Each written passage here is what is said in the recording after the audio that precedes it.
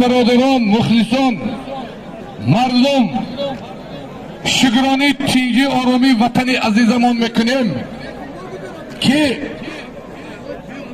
شربچه از فامیل آمده دو تا قالبیه دارد. ای چی معنی دارد؟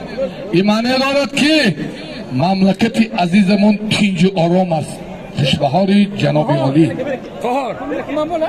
خوشبحال رئیس شهر دوشنبه که این قدر سایی ورزش گوشتینگیری تمام ورزش تاجیکستان دستگیری میکند. از طرف دست چپ من شربچه بدخشانی اولاد زیابکوف رشید جان مهمان خوش آمدی، دو تا قالبیه دارد. از طرف دست راست من شربچه یوانی برادر ما محمود جان و بچهش شهباز 5 تا قالبیه دارد. از طرف صاحبکاران بننگ و ناموس شربچه های قشلاقی خشکره автомобиль بین هر دوش الله خیرتان قبول کند.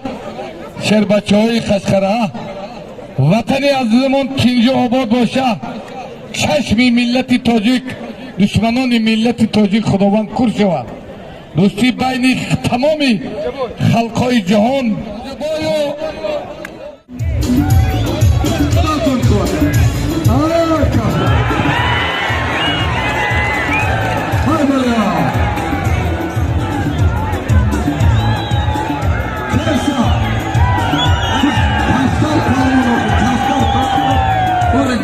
o parti خیلی آدمی تو کلسا امرودی جان کلسا ایشان همزه نمیرسید